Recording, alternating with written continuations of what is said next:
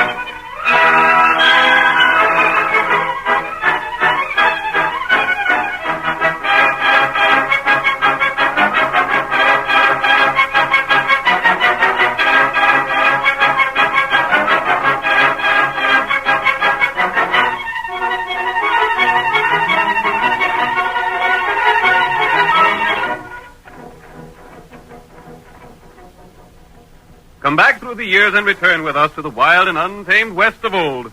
Thrill once again to another exciting story of the phantom figure of the plains who rode in the cause of justice. Listen to those silver-shod hoofs as they charge down the hard-packed roadbeds of yesteryear. The Lone Ranger rides again. Come on, Silver, old boy! That's it, old fellow! We're needed on the trail ahead! Hi-yo, Silver!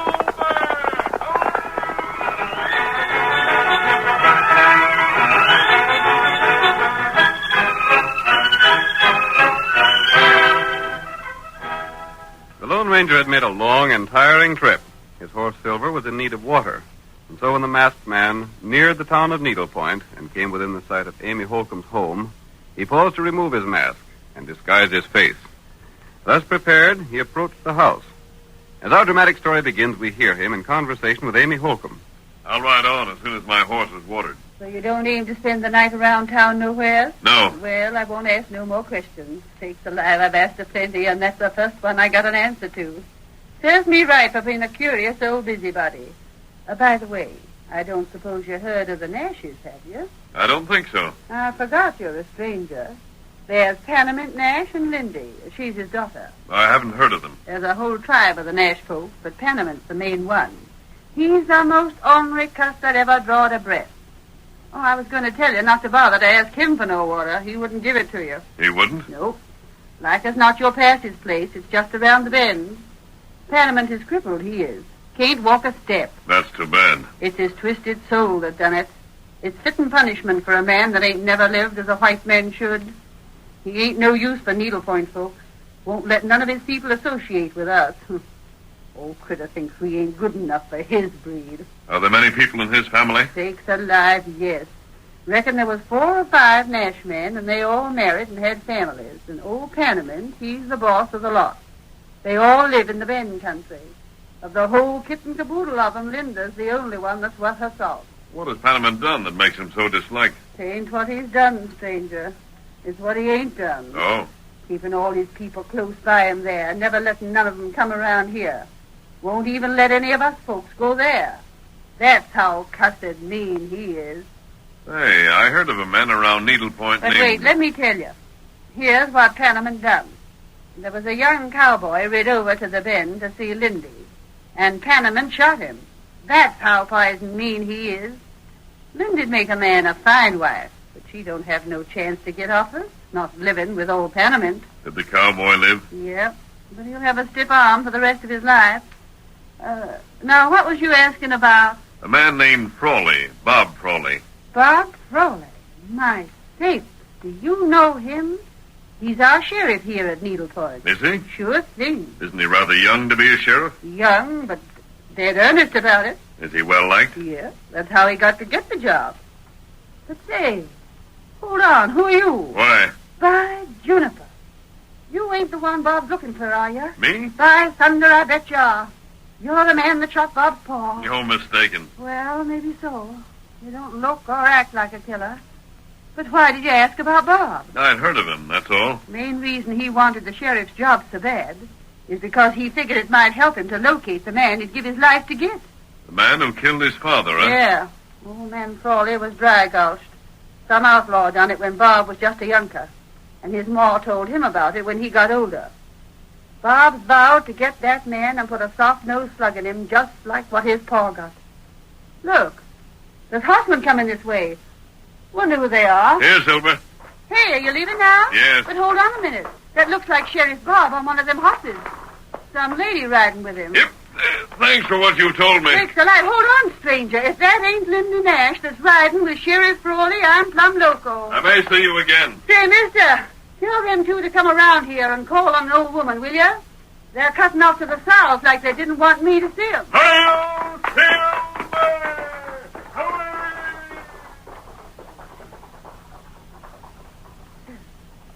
My sakes alive. He called that horse Silver. I wonder. Doggone, it can't be. Silver. I wonder.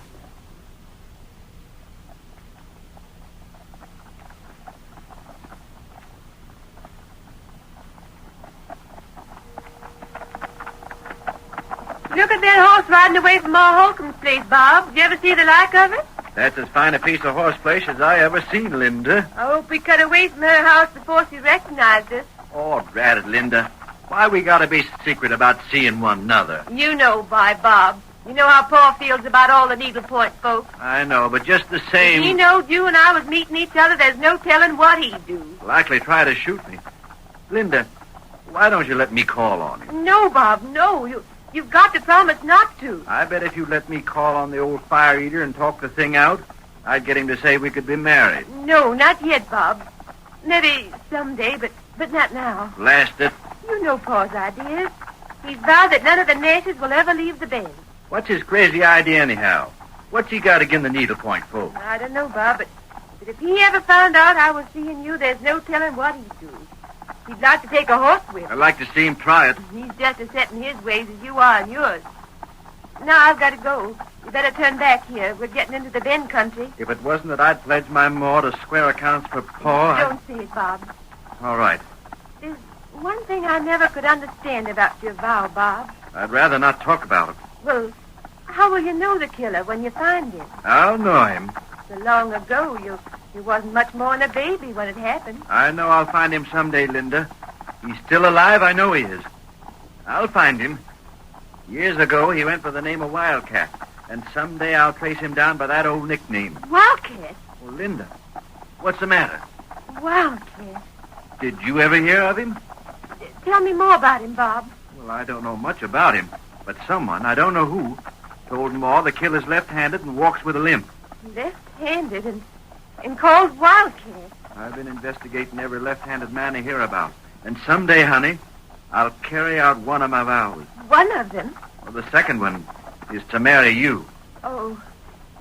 Bob, I gotta leave you here. You go back to Needleport. I'm heading for the Bend. Get up. Get up there.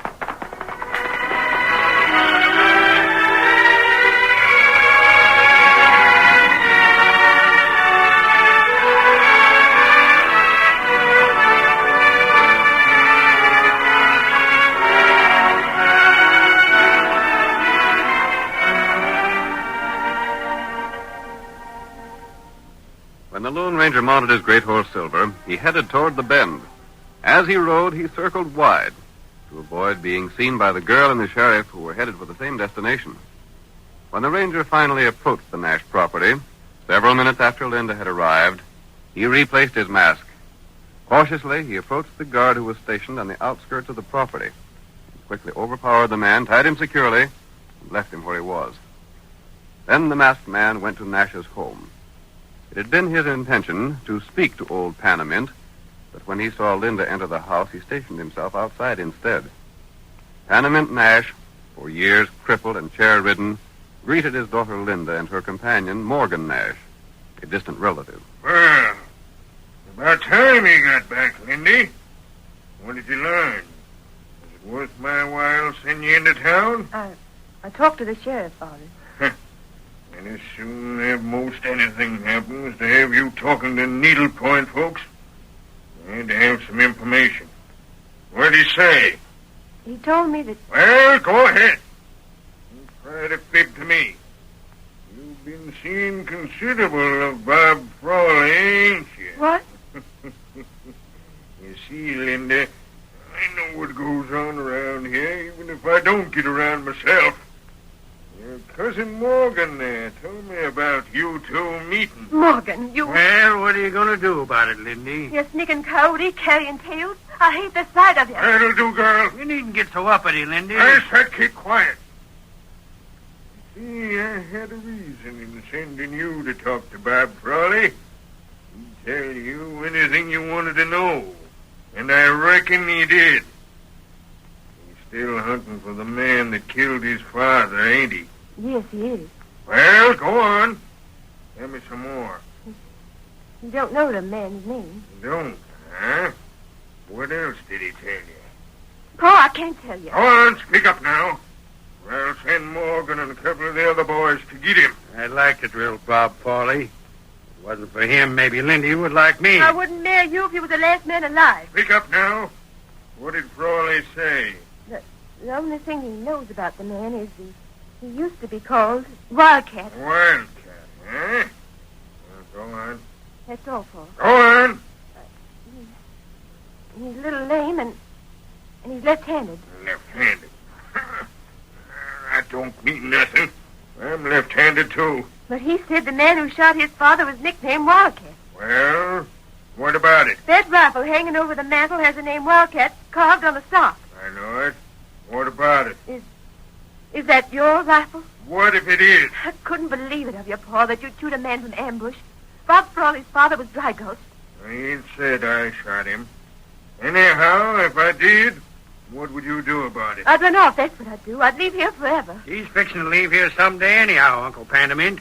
That wouldn't surprise me none. He's not telling the truth, Pa. Oh, yes, I am. You're fixing to run off and marry that good-for-nothing sheriff. He's not good for nothing. He's the best sheriff this county's ever seen. You see, Uncle Panamint? You see how she comes to his defense? Yeah.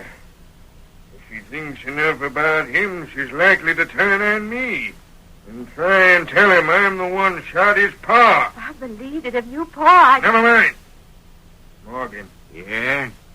we ain't going to take no chances on her running away. No, wouldn't be good sense to... What are you going to do? Morgan, take Lindy to her room, lock the door, and bring the key to me. You can't keep me a prisoner. We'll do it for the time being.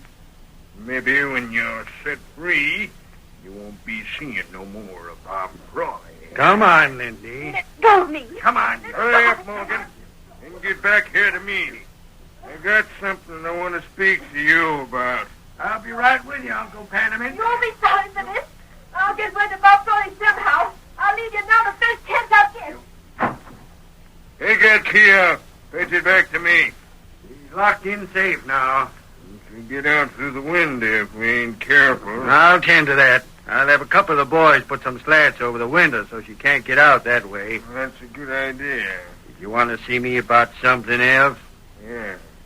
You're far enough removed to marry Lindy. I'd sure enough like to. Your third cousin. That'd be all right. Yeah, only she don't seem to care much about me. I'd make her a good husband, though, Uncle Panamint.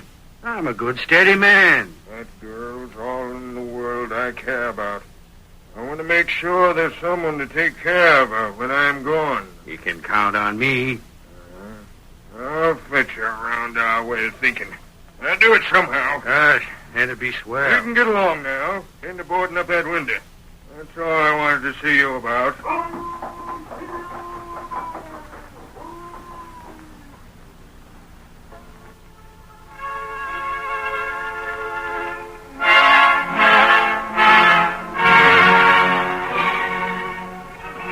The curtain falls on the first act of tonight's thrilling Lone Ranger drama. Before the next exciting scenes, please permit us to pause for just a few moments.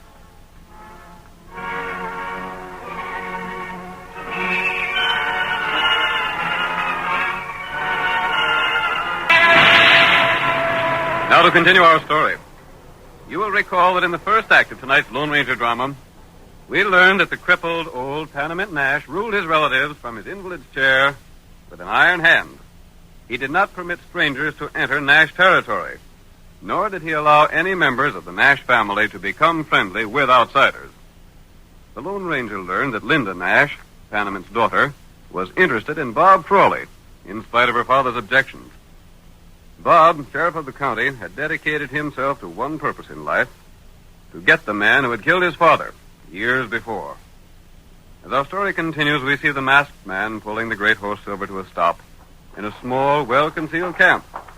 Tonto, his faithful Indian companion, comes out to meet him. Silver. Tonto, I learned quite a bit about this Nash affair. That's good. I think Bob Frawley is going to find the man who killed his father. Who killed him? Frawley's never seen the inside of the Nash home. If he did, he'd find a rifle on the wall. A rifle with the name Wildcat carved in the stock. That name feller who killed Frawley? Yes. And the rifle belongs to Panamint Nash. Oh. Which makes a complication, Tonto. If Bob carries out his vow, it'll mean he'll have to kill the father of the girl he loves. And then him lose girl, huh? And if Bob Frawley doesn't marry Linda, the girl will live a life of misery. What happened, man? Nash is planning to marry her to a third cousin, a man named Morgan. Him good feller? No, he isn't. He's a sneaky-looking man. But old Panamint usually has his way. They'll be making plans for a wedding now, Tonto. Panamint will push the thing ahead as fast as he can. What we do? I want you to get into his land and stay around the house. You might be able to get a job as cook there. Me get work there. You'll have to be there to do certain things, Tonto.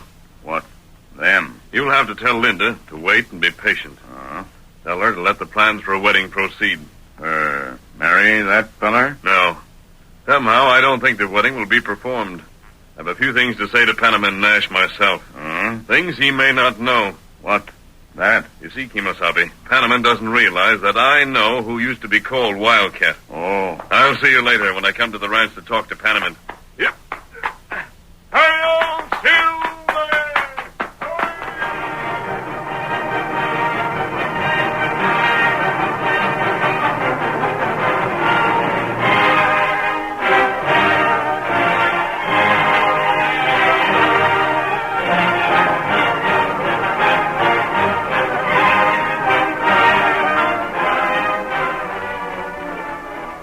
Tonto spent 10 days at the ranch, during which time he carefully noted everything he observed. And then, when he'd gathered the information needed, he met the Lone Ranger one evening and made his report, told him everything that had happened concerning the wedding. We hear the ranger now as he walks across the porch and opens Panamint Nash's door. What the? Nash, I want to speak to you. Put down that gun. So you think them guns you're holding will stop me, huh? Well, they won't. Maybe you'll drill me. Before I breathe my last, I'll get you. Don't draw that trigger. I'm here to talk about the wedding. Wedding? Yes. What's the mask to do with wedding talk? Lower the gun, Nash.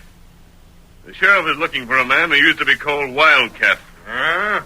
And what about it? That rifle over the mantel belonged to Wildcat. It did?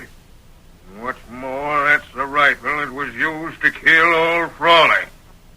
Now, what do you aim to do about it? I know who Wildcat is. Do you? Maybe I do. I ain't saying. Very well. In case you don't, I'll tell you. And I'll prove everything I say.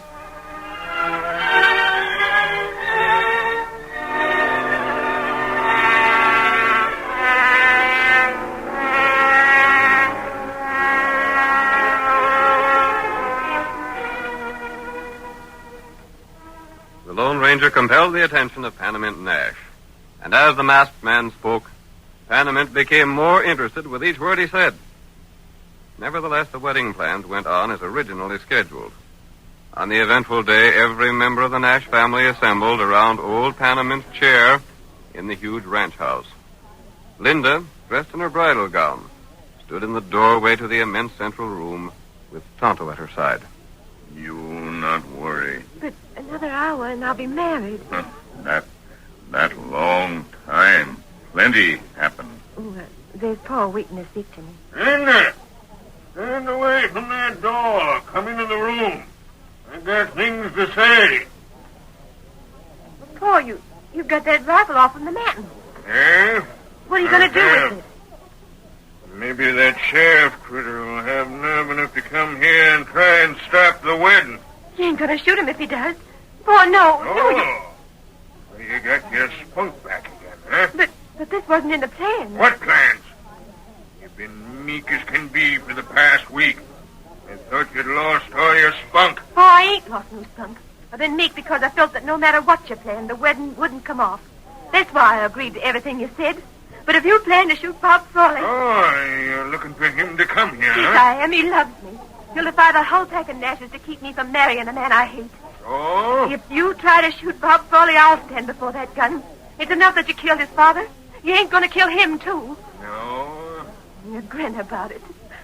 Oh, Paul, I don't know why I don't hate and despise a man like you. Don't you? I haven't so far. There's something that seems to tell me that...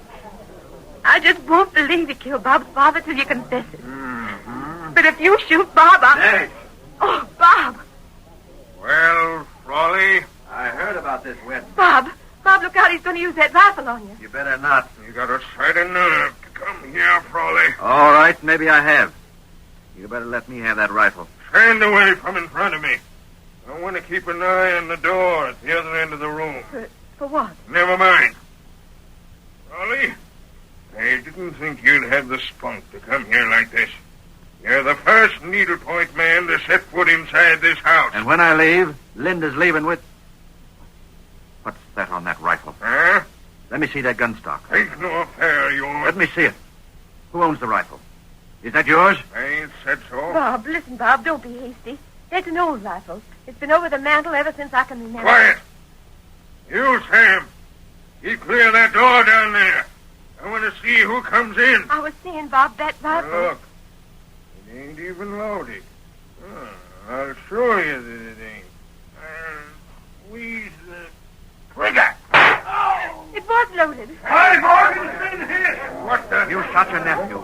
Morgan. Hit him right through the heart, Nash. It's a good thing there wasn't anybody else coming through that door, ain't it? You've killed the bridegroom, your own nephew. You don't seem a bit concerned. Say, I'd like to know if that was an accident or on purpose. Save your wind. But I'd like to know... See this here gun? See that wildcat on the gun stock? Yes.